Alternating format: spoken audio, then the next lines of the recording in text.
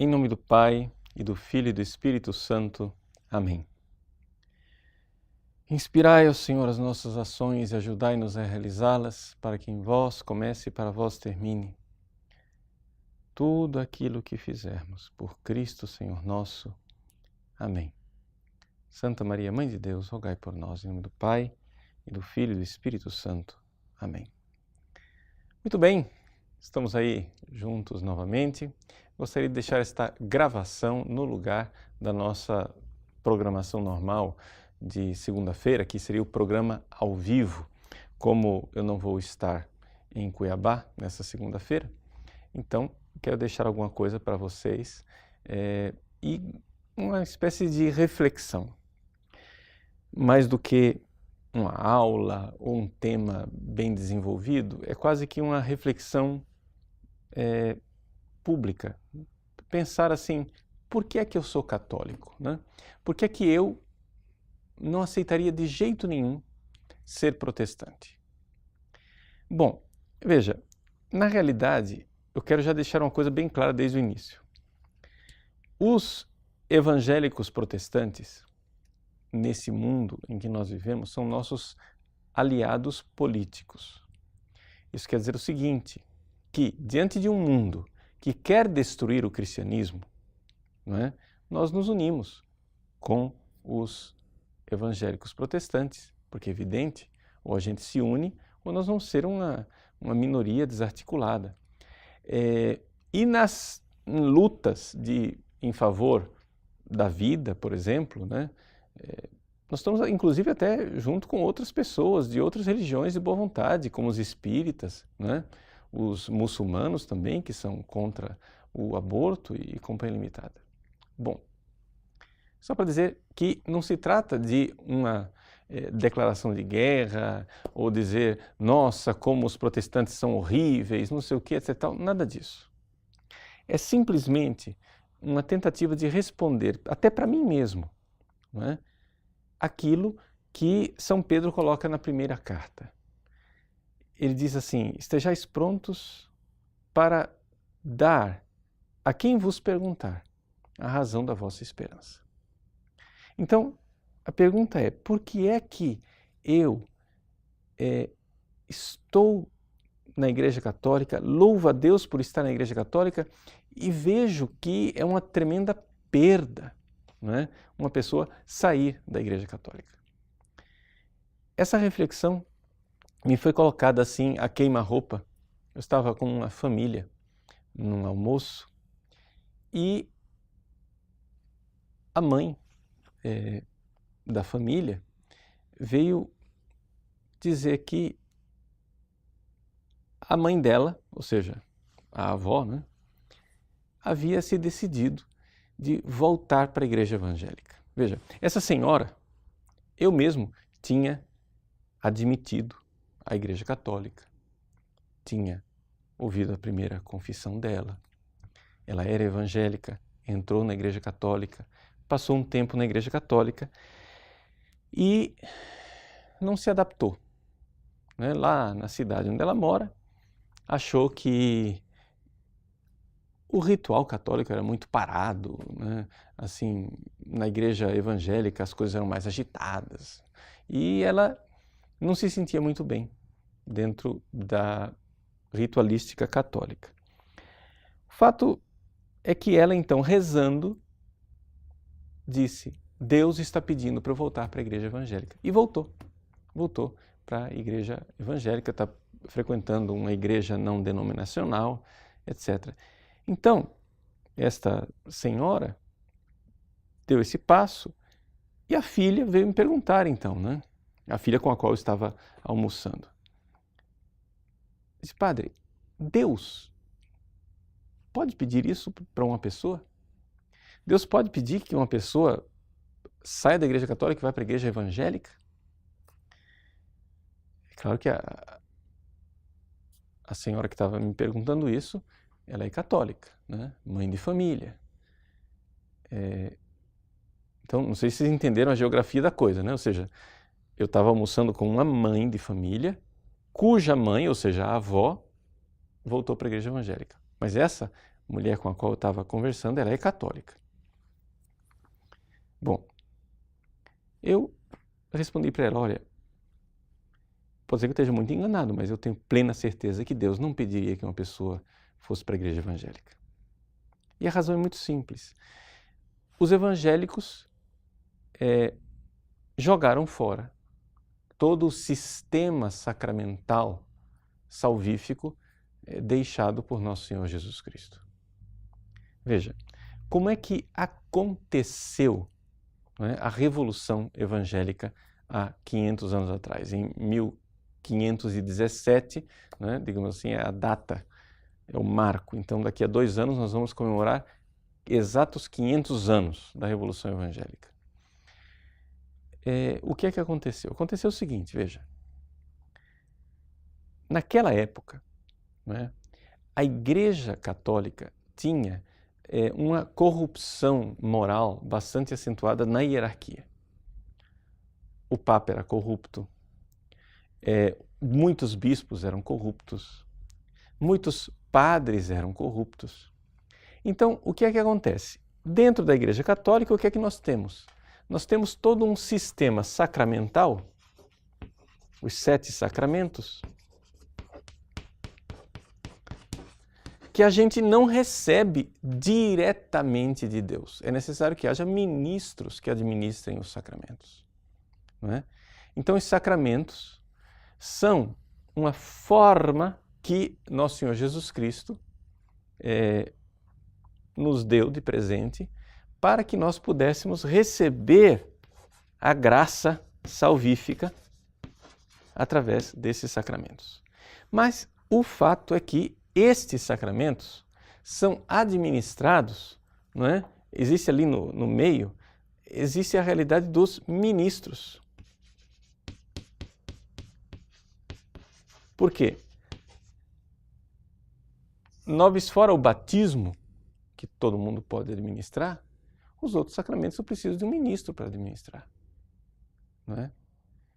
E estes ministros, pecadores, corruptos, escandalizavam as pessoas. Veja, eu não estou negando aqui o pecado de papas daquela época. Não é? Nós temos, daquela época, o escandaloso Papa Alexandre VI, que teve vários filhos e filhas, inclusive com mulheres diferentes. Não é? Uma coisa que a gente só pode se envergonhar e dizer, meu Deus, né? Misericórdia. Então, de repente, está lá.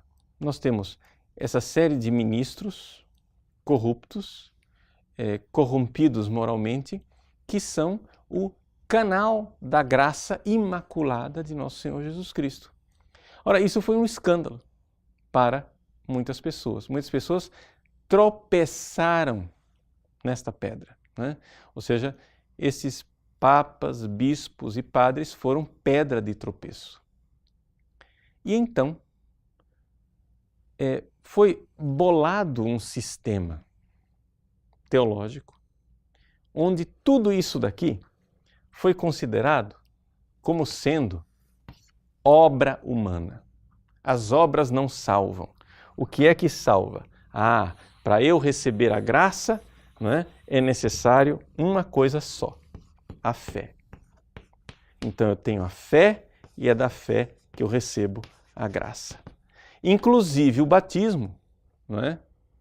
Para muitos destes revolucionários protestantes, não realizava nada. Até mesmo o único sacramento que restou, não é? Que ainda era considerado por Lutero, etc. e tal, houve revolucionários protestantes que levaram ao extremo e disseram, não, nem o batismo transmite a graça. Nenhum sacramento transmite a graça. Só o que transmite a graça é a fé. E o batismo não faz nada. O batismo é simplesmente uma manifestação pública, não é, da sua fé. E é a fé quem salva e não o batismo. Por isso é impossível o batismo de crianças. Por quê? Porque a criança não tem fé. E se a criança não tem fé, aquele batismo não significa nada. Porque, na verdade, o que salva não é o batismo, o que salva é a fé. Então, vejam que sistema sacramental foi todo retirado e agora então eu tenho um canal direto com Deus e eu não preciso mais dos ministros. Tanto que o que é um pastor para os evangélicos protestantes? É simplesmente um funcionário do povo. O pastor ele não tem nenhum poder, ele não tem nenhuma graça sacramental a mais. Ele é simplesmente um leigo igual aos outros que presta um serviço porque é contratado pela comunidade para prestar um serviço. Não é? Ora, assim sendo, você se isenta, né? Você sai dessa coisa incômoda de ter que receber a graça através de instrumentos inadequados e você então liga diretamente com Deus o seu relacionamento. Veja, de fato, digamos assim, resolve o problema teológico, mas não resolve um problema que é o fato de que durante 2000 anos, se você for olhar lá desde os Santos Padres, a Igreja tem um sistema sacramental. Ou seja, o que é esse que eu falo de sistema sacramental? É o seguinte, no Antigo Testamento não havia sacramentos. Não é? Depois, quando Jesus voltar, né, na segunda vinda, não vai ter mais sacramentos. Nós vivemos agora entre a primeira vinda de Cristo, né, a primeira vinda e a segunda vinda, nós vivemos o tempo da igreja. E este tempo da igreja, ele tem sacramentos. E o que é que são esses sacramentos? Esses sacramentos são a forma que Jesus nos deu de a salvação que veio pela cruz ser aplicada em nossas vidas. Ou seja, do peito aberto de Cristo na cruz, brotou sangue e água. Esse sangue e água são símbolos dos sacramentos. A água é o batismo, que é o sacramento inicial, é a porta de todos os sacramentos, e o sangue, que é o símbolo da Eucaristia, não é? Que é o maior de todos os sacramentos. Então, o primeiro e o maior de todos os sacramentos estão lá na cruz de Cristo. Então, nós podemos dizer que da cruz de Cristo brotam 7 rios, os 7 sacramentos, que são a forma de eu aplicar na minha vida a salvação que veio da cruz de Cristo. É isto que a Igreja sempre viveu durante 2000 anos. E isto daqui não tem como dizer que não está no Novo Testamento, na Bíblia, porque está de fato. Quando você lê o capítulo 6 do Evangelho de São João, né, que Jesus pede para nós comermos a sua carne e bebermos o seu sangue. E com isso nos promete ressurreição e vida eterna. Como é que você explica o capítulo 6 de São João? Como é que você explica que, não somente o capítulo 6 de São João, mas a Igreja, desde os seus primórdios, viveu constantemente a liturgia eucarística, crendo verdadeiramente que, ao celebrar, né, a Eucaristia, estava recebendo o corpo e o sangue de Cristo verdadeiramente? Pegue os santos padres, né? Leia os padres da Igreja, os autores dos primeiríssimos séculos. Numa época em que não havia nem ainda o cânon da Bíblia definido, a Igreja já vivia a liturgia da Eucaristia. Como é que a gente pode ler a Bíblia e não se dar conta de que no capítulo 20 de São João diz, Jesus diz aos apóstolos: a quem perdoardes os pecados serão perdoados, a quem não perdoardes não serão perdoados. Veja, os sinais claros de sacramentos, né, na Bíblia.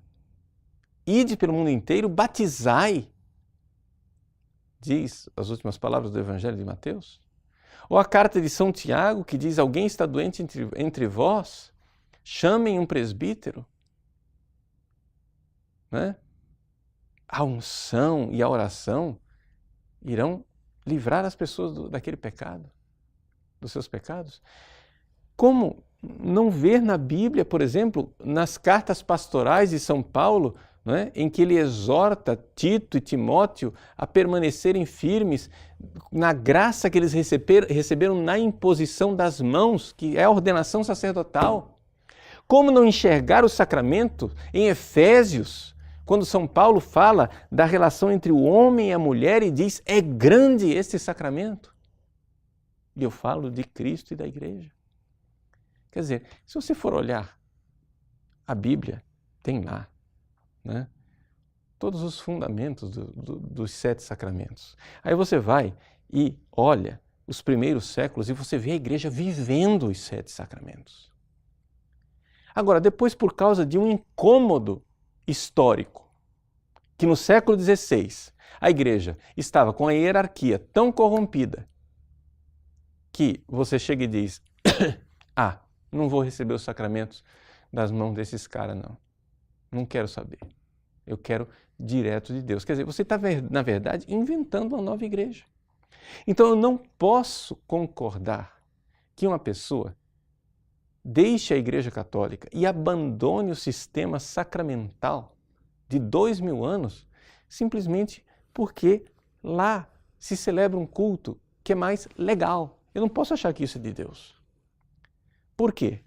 Porque esta pobre mulher que agora vai viver na igreja evangélica, embora tenha sido recebida na igreja católica, se confessada, etc., etc., como é que ela vai agora receber o perdão dos pecados dela? Não é?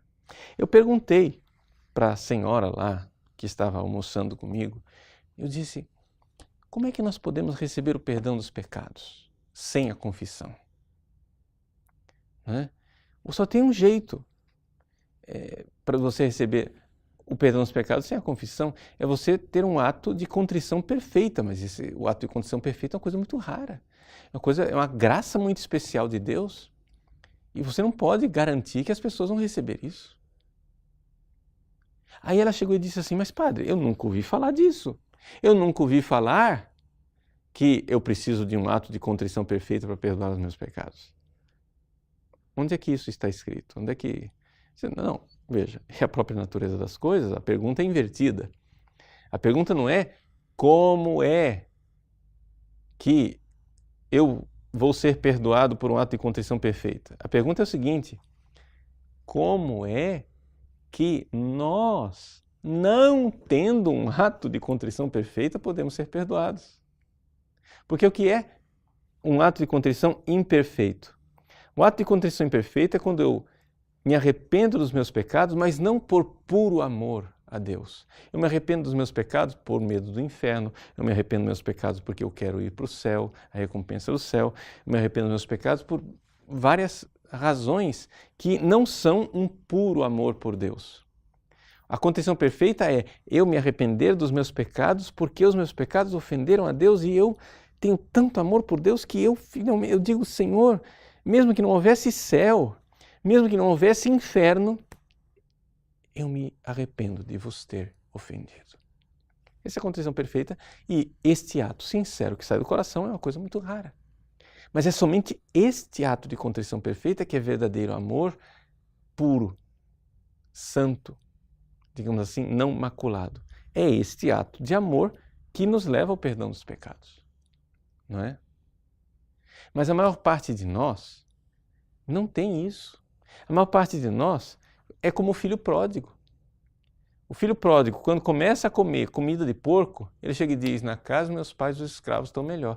E ele se levanta, inicialmente, não tanto por amor ao pai, mas por amor à sua própria pele. Porque ele está sofrendo. Agora, Deus não despreza este amor imperfeito.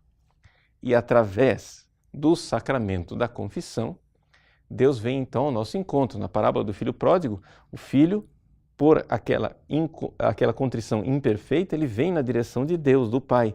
Mas o Pai vai na direção do filho também. E esse ir do Pai na direção do filho né, pode simbolicamente ser entendido como o sacramento da confissão, onde Deus vem ao nosso encontro e Ele nos dá essa possibilidade de nós sermos perdoados, mesmo que a nossa contrição seja um pouco claudicante, um pouco manca, não é?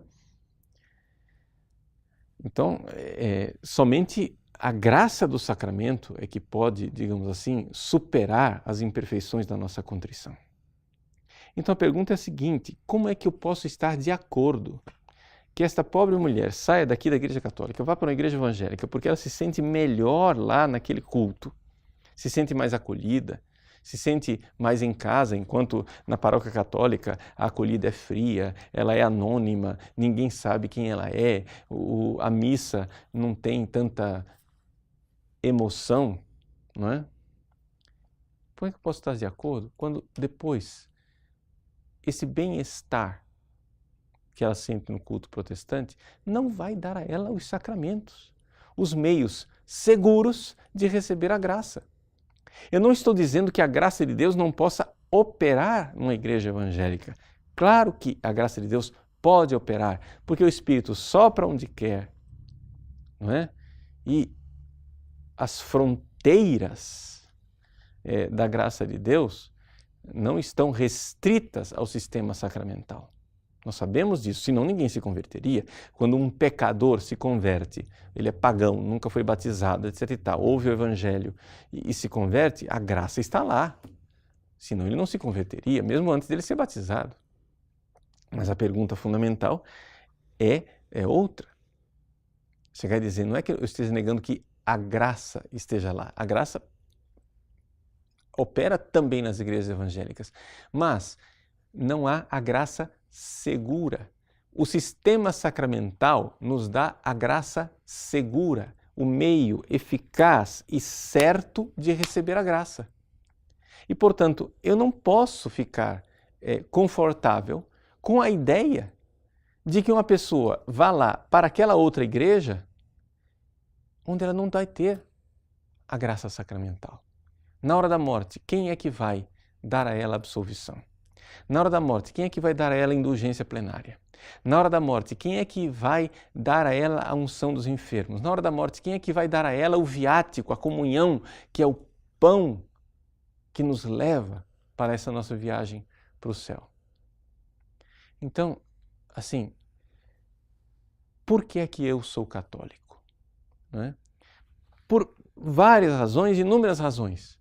Mas uma delas, que é o que eu quero apresentar aqui nessa minha espécie de reflexão, de pensamento, é que aqui, nesta igreja, onde nós, padres, somos tão pecadores e miseráveis, nós temos a mão chagada do Cristo ressuscitado, que se ergue para dizer: eu te absolvo dos teus pecados. Nesta igreja, a Igreja Católica, eu tenho o Cristo que, mais uma vez, toma o pão e toma o vinho e diz: isto é o meu corpo, isto é o meu sangue. E são de verdade, é de verdade o corpo e sangue de Cristo ali presentes. Né? Nesta Igreja de Cristo, bispos transmitem o poder que receberam dos apóstolos ao longo dos séculos, 2000 anos. Essa é a Igreja de Cristo. Né? Esta é a Igreja que celebra os sacramentos e que distribui em nossas vidas as graças que vêm da cruz de Cristo. Então, Cristo nos salvou na cruz? Sim. A fé, ela é suficiente para salvar uma pessoa sem o sistema sacramental? Veja, em teoria hipotética, sim, né? Porque a graça pode operar pela fé, mas na realidade histórica das coisas, o que a gente vê é que uma fé que realize numa pessoa um tal ato de contrição, de amor e de confiança, de amor perfeito por Deus, que queime, digamos assim, todos os pecados e abra a porta dos céus, é uma coisa muito rara. E é por isso que nós precisamos do sistema sacramental. Então, é um pouco essa a minha reflexão. Eu não queria que evangélicos que ouçam essa reflexão se sintam ofendidos, não é? Mas é um pensamento muito honesto, não é? Muito sincero e transparente de quem responde diante de Deus por que é que eu sou católico. Eu sou católico porque eu sei que aqueles homens pecadores, papas, bispos e padres, transmitem uma graça imaculada e incontaminada. Porque eu creio na ação do Cristo ressuscitado invisível na sua igreja de 2000 anos. Deus abençoe você. Em nome do Pai, do Filho e do Espírito Santo. Amém.